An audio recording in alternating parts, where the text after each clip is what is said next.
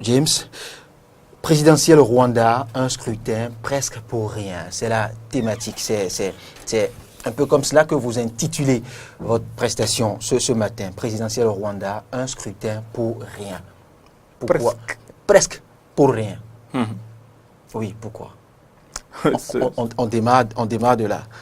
Et nous allons répondre oui. À cette question tout au long de cette... D'accord.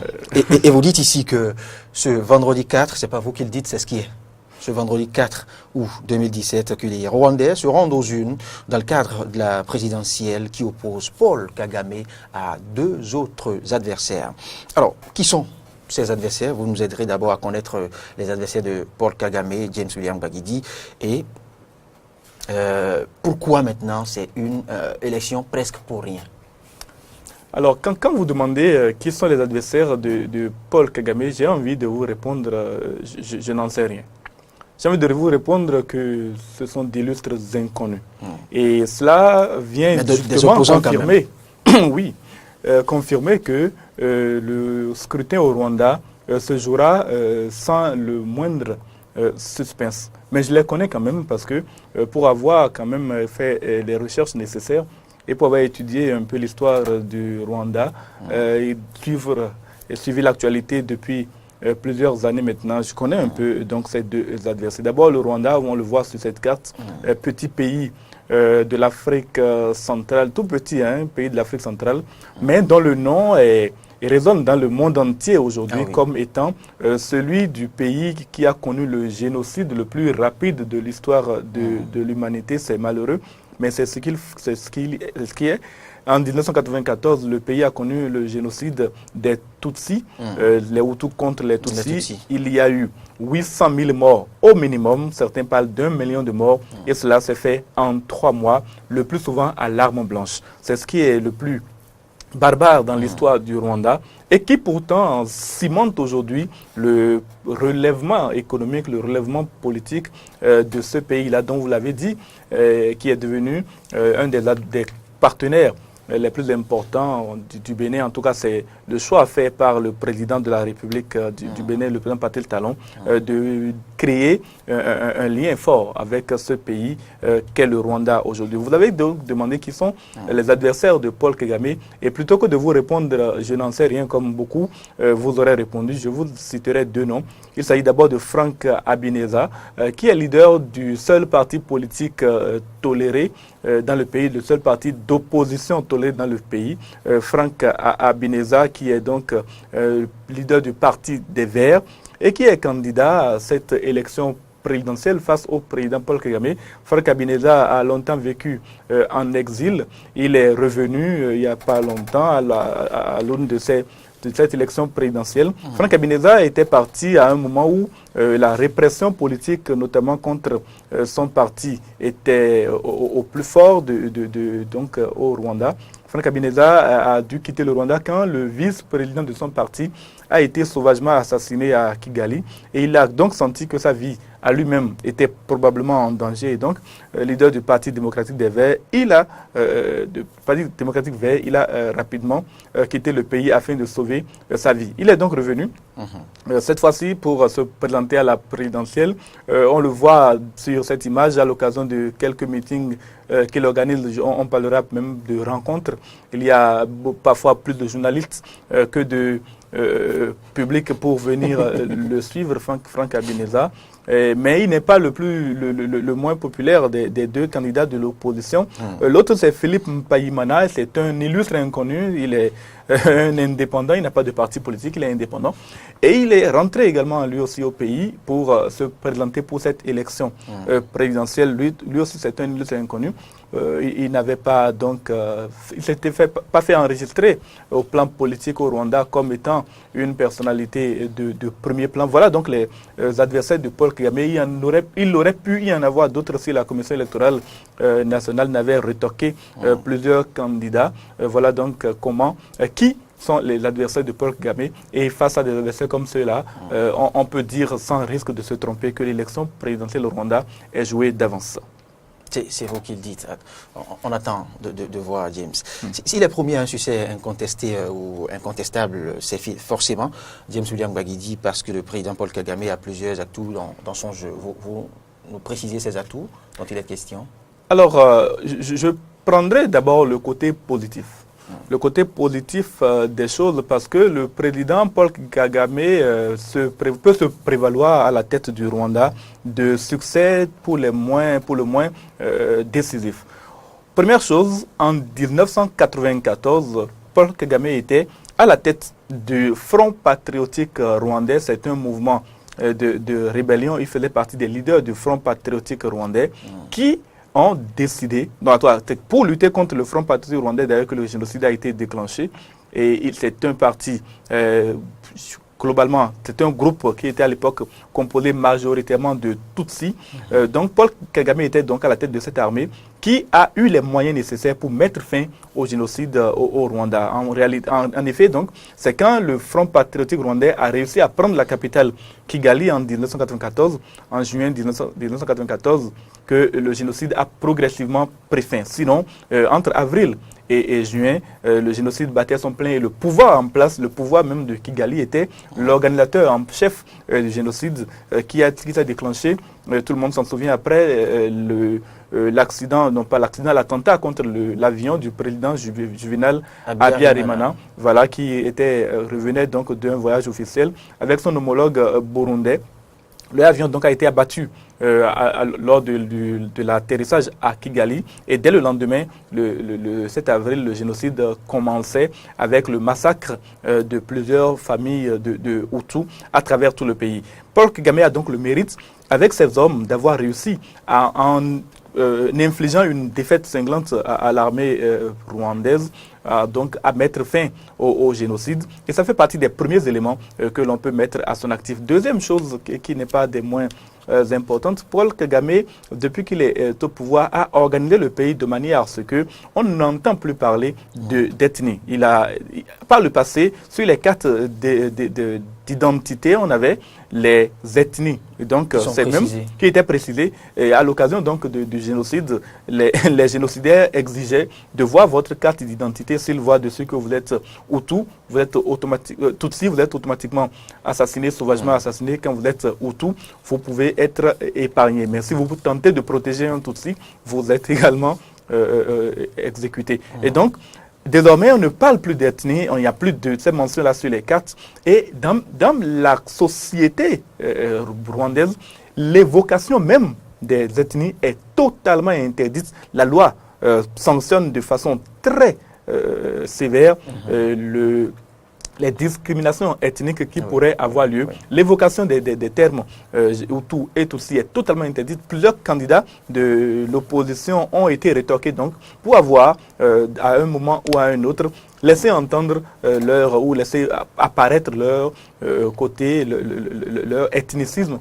Et la Constitution l'interdisant, ils ont été donc tout simplement exclus de la course à la présidentielle. Et cela a un avantage, c'est qu'aujourd'hui, on ne cherche plus à distinguer qui est Hutu, qui est Tutsi quand on est candidat, par exemple, à un recrutement au sein de l'administration. Certes, parfois, il y a les noms qui permettent d'identifier quelque peu quelle est l'ethnie d'origine. Il y a également le faciès, parce que pendant le génocide, il y a cette question-là qui est très importante. Il y a la description du Tutsi qui a été donnée par les génocidaires, par les leaders génocidaires, pour que les populations qui ne parviennent pas à identifier facilement le Hutu, à distinguer le Hutu du Tutsi, puissent justement massacrer plus facilement. Donc le faciès, ça a été décrit. Et aujourd'hui, quand même, on ne tient plus beaucoup compte, même si on peut identifier, que je le disais, et encore les Tutsis et les distinguer des Hutus, on ne cherche plus forcément à faire cette distinction-là quand on doit être recruté dans l'administration, quand on doit aller dans l'armée, etc. Et donc, cela permet à une plus grande intégration au sein de la population. Il faut également mettre à l'actif de Paul Kagame la situation économique du Rwanda. Le Rwanda a connu, c'est indéniable, la plus nette progression économique de ces 20 dernières années. Depuis 1994 à ce jour, le Rwanda a connu le plus grand taux de diminution de la pauvreté sur le continent africain, mais même si on met cela au plan mondial, le Rwanda devrait figurer parmi les pays qui ont connu les meilleurs taux de progression de la richesse individuelle.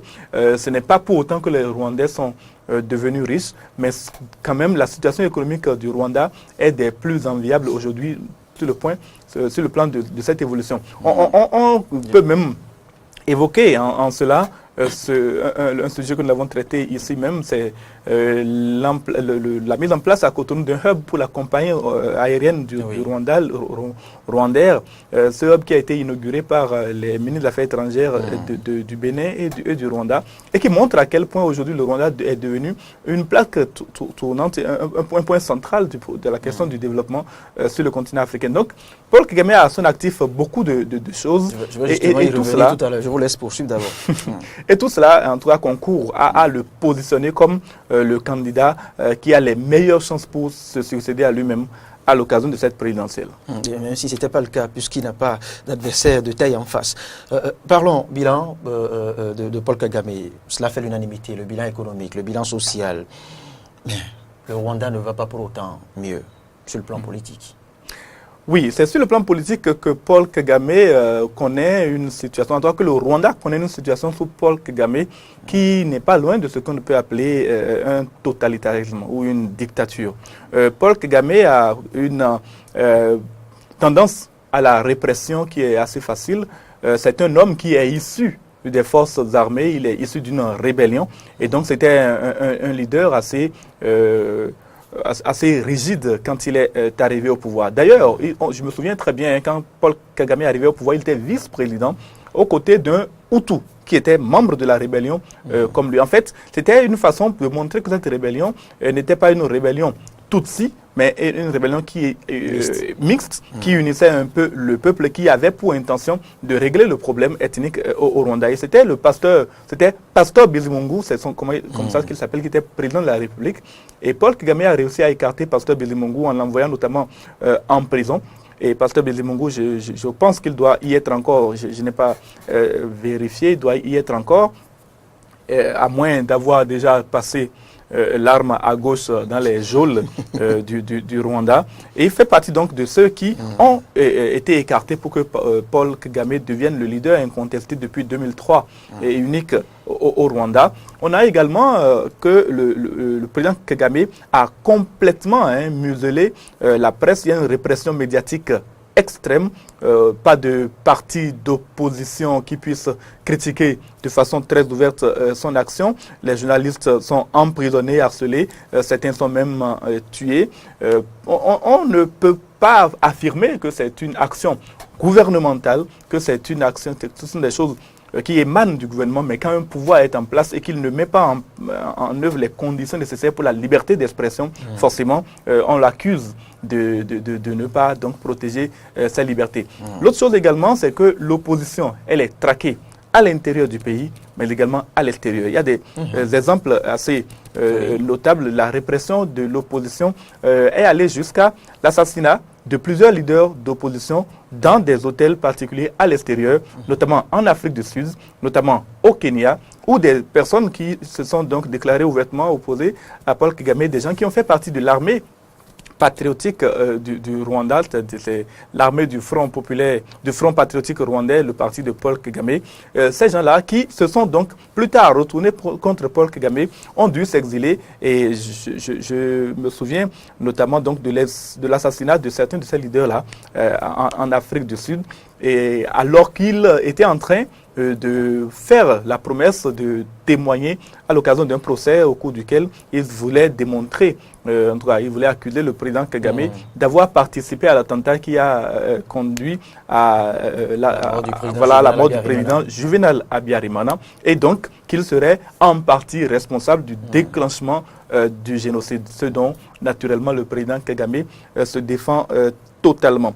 Donc, depuis qu'il est au pouvoir, ces 2 décennies de répression politique acharnée, cette répression politique qui ne met pas face à lui d'adversaires de taille, laisse donc le champ libre à Paul Kagame. Et puis, il faut tenir compte d'une chose, au plan international, Paul Kagame est le chouchou de la communauté internationale, le chouchou des dirigeants étrangers. On a J'aurais pu vous présenter cette photo-là aussi. On le voit sur des photos avec les grands leaders de ce monde, avec le président Obama, avec le président Poutine. On le voit avec le pape Benoît XVI. Non pas Benoît XVI, on le voit le pape François plutôt. On l'a vu et il a donc une très bonne cote au plan international, surtout parce qu'il fait partie de ceux qui ont au moins poussé le pays à un niveau qui est très appréciable et cela, la communauté internationale le lui reconnaît. Pendant de nombreuses années, en tout cas, si ce n'est vers la fin du mandat du président Obama, Paul Kagame était considéré comme véritablement un leader, un partenaire des États-Unis d'Amérique.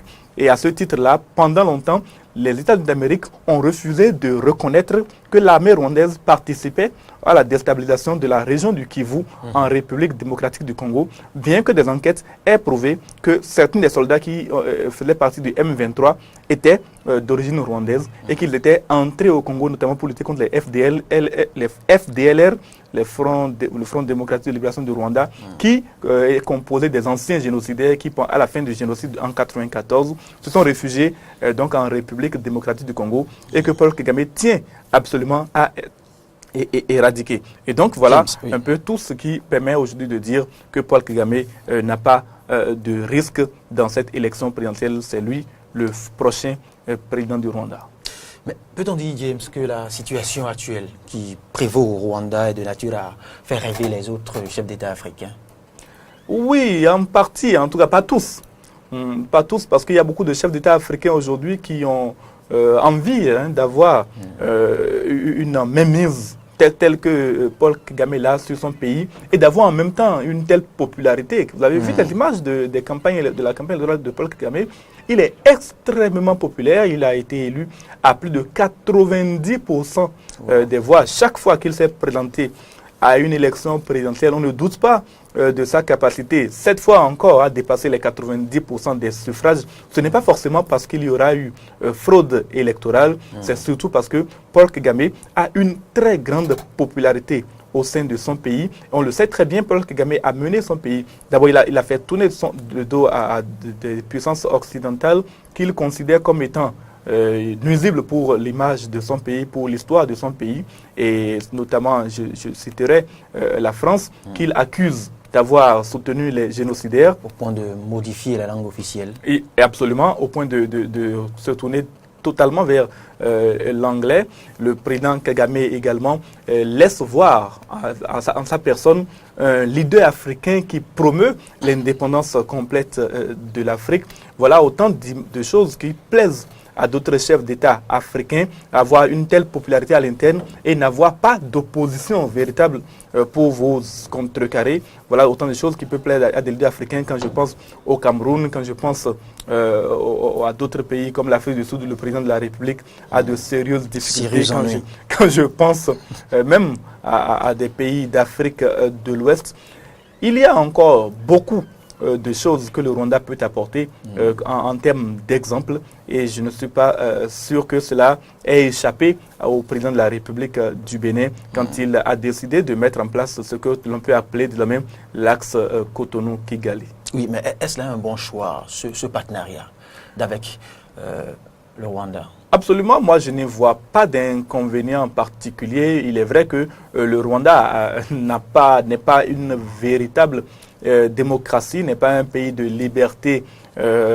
totale, mais je suis de ceux qui pensent qu'aujourd'hui le Bénin a besoin d'exemples du type de celui du Rwanda. On n'a pas nécessairement besoin de vivre un génocide, on n'a pas besoin non plus de réprimer les libertés de façon aussi brutale que cela peut se passer à certains moments au Rwanda, mais il y a un leadership qu'incarne Paul Kagame, il y a une vision que Paul Kagame a pour son pays et cette vision-là, on a besoin d'avoir une vision semblable dans des pays comme le Bénin où la population n'a cure du respect du civisme, n'a cure Quand vous allez au Rwanda, non, c'est quand même, quand vous allez à Kigali, vous vous rendez compte que voilà un pays dont la population connaît le patriotisme. C'est ce qui manque beaucoup au Bénin, on peut le dire, dans cette période de célébration de l'indépendance de notre pays. Voilà. Mais comment apprécier ce management? Comment arriver à se relever au lendemain de ce génocide que vous avez décrit tout à l'heure, de ces génocides que nous avons tous suivis sur les différentes chaînes internationales?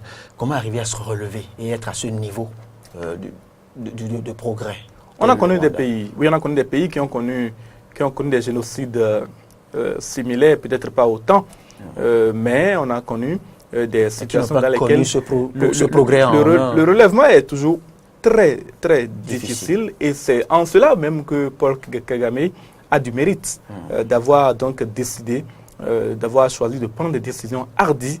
Je ne saurais dire par quel miracle il a réussi à atteindre ses objectifs, mais on considère que le Rwanda est un miracle aujourd'hui.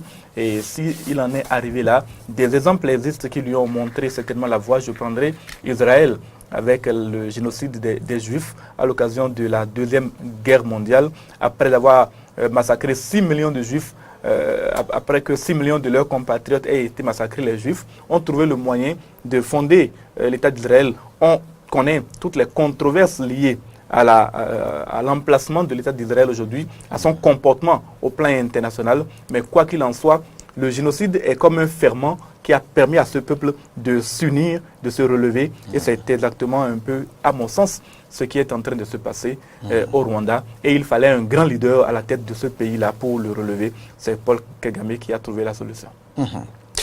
Un exemple donc à suivre, hein, bien évidemment, à copier. Attention, à copier sur certains plans. Sur certains plans de progrès économique. Parce que nous, au Bénin, nous sommes très friands de notre liberté. Pas sur le plan des restrictions des libertés. Oui. Merci. C'est moi qui vous remercie. Merci pour la précision. Absolument. Tout n'est pas bon à copier. C'est bon. C'est important de le savoir.